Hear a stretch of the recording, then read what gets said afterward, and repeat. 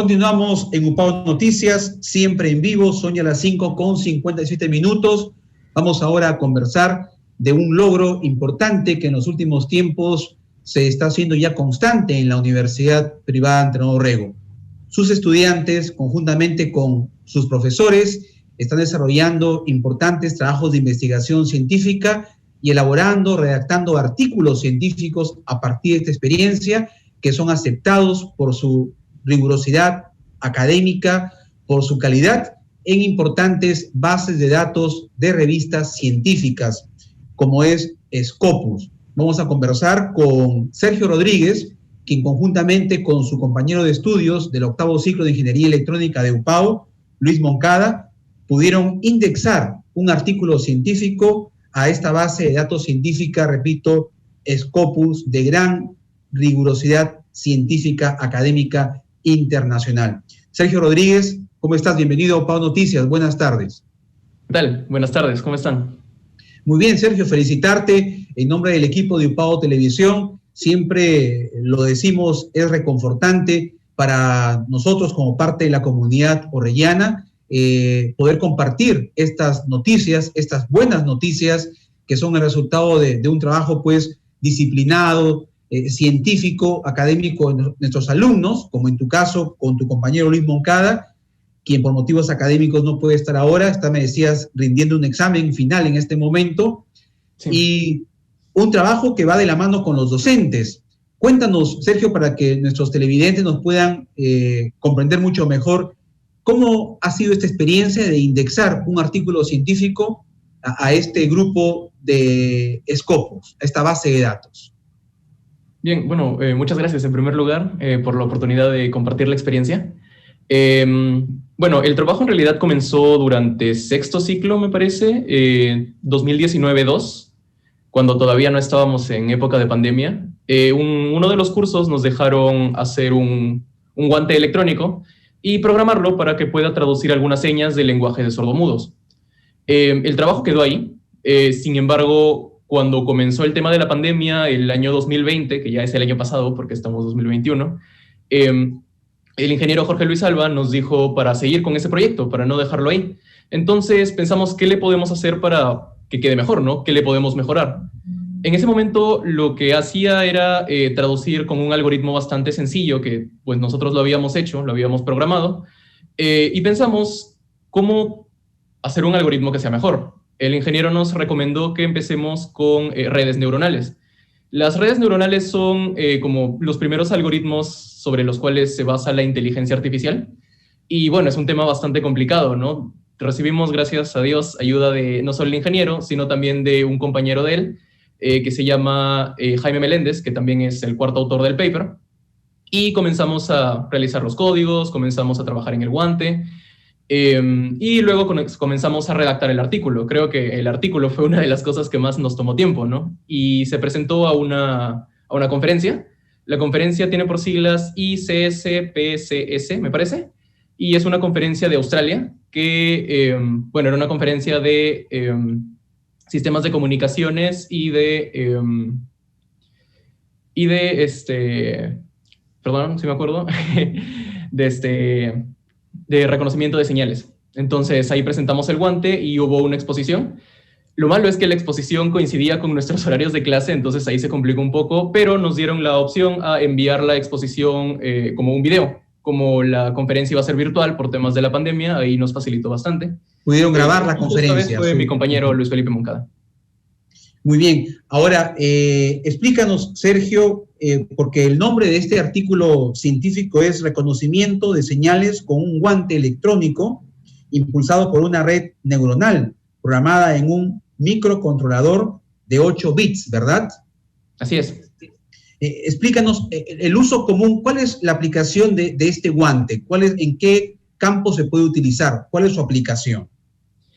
Bien, la idea del guante surgió porque en realidad existen muy pocas personas aquí en el Perú que en realidad conocen lenguaje de señas o lenguaje de sordomudos. Si no me equivoco, hasta el año 2015 o 2013 está en el primer trabajo que hicimos, pero solamente habían cerca de 10 intérpretes reconocidos por la organización respectiva. Entonces pensamos, ¿cómo hacer para que sea más fácil que personas que no saben lenguaje de sordomudos puedan entenderlo? Lo que hace el guante es, por ejemplo, una persona puede hacer una seña con él y mediante un parlante suena la palabra respectiva que esa seña significa. El último trabajo que hemos hecho tiene 10 palabras programadas porque el propósito no era aumentar en ese momento el número de palabras que podría reconocer, sino mejorar la efectividad. Entonces, logramos hacer que una persona que, por ejemplo, nosotros recién estábamos aprendiendo cómo hacer los signos, el guante ya los pueda reconocer de forma mucho más consistente. Entonces, la idea sería seguir escalando el proyecto para poder conseguir que cada vez cuente con más palabras y una persona que pues sabe el lenguaje de sordomudos pueda utilizarlo para comunicarse con alguien que no. Muy bien. Ahora, qué importante es que tú nos puedas comentar, porque sabemos de la exigencia, de la rigurosidad que tiene el redactar un artículo científico, que es distinto al proyecto, a cómo se presenta, cómo se sustenta, ¿no? Hay toda una serie de protocolos para poder redactar artículos científicos y lo más importante, ¿no? Cómo estos pueden calificar para ser aceptados en esta base de datos tan competitiva, de tan alto nivel de calidad académica científica como es Scopus. ¿Cuáles son los puntos claves que ustedes tuvieron que tomar en cuenta para elaborar, para redactar este artículo científico, Sergio? Bueno, por supuesto, eso no fue muy sencillo, ¿no? El artículo, en primer lugar, tenía que estar redactado en inglés y debía tener un nivel técnico consistentemente alto, ¿no? Hay toda una estructura que nos da IEEE y, bueno, ahí sí tuvimos bastante apoyo por el ingeniero y por su compañero. Lo más importante es poder redactar todas las ideas clave de todo lo que significó haber hecho este proyecto, pero claro, en un lenguaje un poco más complejo, ¿no? Como para una persona que ya sabe de estos temas más puede técnico. entenderlo muy bien. Claro, mucho más técnico. Entonces ahí estuvo la mayor dificultad, por así decirlo, de presentar el paper. Correcto. Finalmente, tú que estás conjuntamente con tu compañero Luis Moncada ya en el 8º ciclo, ¿cómo percibes el desarrollo de la investigación a nivel de estudiantes? Notamos que en los últimos tiempos en la universidad ha habido un mayor interés de parte de jóvenes como tú, conjuntamente con sus profesores, de incursionar en proyectos de investigación científica y también en la publicación de artículos científicos, porque como decíamos al inicio, ya se está haciendo una constante en la universidad. Son varios jóvenes como tú que están siendo aceptados y sus artículos indexados en grandes bases científicas mundiales. ¿Cómo percibes tú el desarrollo de la investigación en esa nueva generación a la que tú representas, Sergio? Bueno, obviamente es muy bueno en realidad. Si consideramos que la mayoría de personas no se inclinan mucho por investigación, el hecho de que haya docentes, el hecho de que haya apoyo para poder redactar esos artículos y estar mucho más familiarizado con cómo se hacen o cómo se orienta una investigación, es de mucho apoyo. Para nosotros ha sido una muy buena experiencia. Personalmente, y creo que en nombre también de mi compañero Luis Felipe, le agradecemos bastante al ingeniero Jorge Alba porque nos ha apoyado. En realidad es el segundo paper que hemos presentado. El primero fue en el 2019 en Intercom y también fue con ayuda de este ingeniero, ¿no? También está motivando a hacer bastantes proyectos desde muchachos que están en ciclos mucho más abajo.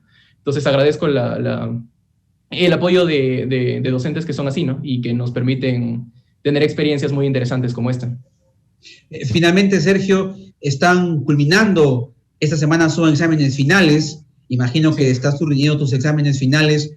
En pocas palabras, muy conciso, muy preciso, ¿cómo evalúas este año académico atípico en tu experiencia y según tus compañeros, cómo lo han tenido que asimilar para adaptarse a esta forma de educación no presencial? Bueno, sí, sin duda ha sido un cambio bastante abrupto. Creo que nadie se lo esperaba. Y ha sido un poco complicado, no solo para nosotros, sino también para nuestros docentes. Sin embargo, he tenido la oportunidad de pues, no perderme ninguna de mis clases gracias a esto. Mis docentes también ponen bastante empeño en sus clases, en la forma como se desarrolla. No es lo mismo que estar en un salón de clases, pero personalmente sí he sentido que los docentes han puesto todo de ellos, mis compañeros también han puesto todo de ellos para poder hacer que este año académico pueda ser digerible, ¿no? porque creo que es una situación muy, muy única y de alguna forma todo tipo de experiencia a las finales nos va a servir. Entonces ya es una experiencia muy interesante. Correcto. Si te dijeran, Sergio, elige entre la educación presencial y la no presencial, ¿por cuál tú elegirías, Sergio? Es una pregunta complicada. Creo que podría llevarme elementos de cada uno y argumentar por ambos, porque, por ejemplo, hay prácticas o experiencias de laboratorio que no se pueden hacer desde casa. En algunos cursos podemos utilizar simuladores o cosas así, pero, por ejemplo, en los cursos de física, en donde los chicos experimentaban directamente, ¿no? Física 1, física 2, física 3, que he llevado en la carrera de ingeniería electrónica, difícilmente los habría podido ver desde casa. Pero hay muchos puntos a favor de la educación desde casa, ¿no? Porque, por ejemplo, el hecho de que todas las clases se graben y todos simplemente puedan acceder a la carpeta de Google Drive, ver una clase, de repente recordar algo que el profesor dijo en un momento y no se te quedó, es un poco más sencillo en ese aspecto, ¿no? Entonces creo que hay puntos a favor y en contra para cada uno. Puede ser un modelo de educación mixta o híbrida, como le dicen, ¿no? Semipresencial y virtual. Claro, esa también es una opción. Muy bien. Muchos éxitos, Sergio, que continúen estos a lo largo de tu carrera. Ya estás terminando la carrera de Ingeniería Electrónica. Y a ti y a tu compañero Luis Moncada, felicitarlos. Como dije hace un momento, se suman ustedes a un equipo ya bastante amplio, muy compacto, de jóvenes universitarios orrellanos, quienes con sus profesores, como en tu caso el ingeniero Alarcón, Alba Alarcón, ¿verdad?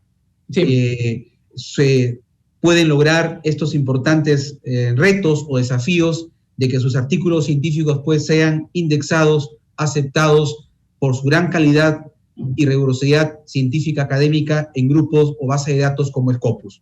Gracias, Sergio Rodríguez. Muy amable. Hasta una próxima oportunidad. Muchas gracias por la invitación. Hasta luego. Buenas tardes. Hasta luego. Buenas tardes. Vamos a ir a una pausa y regresamos con más en UPAO Noticias.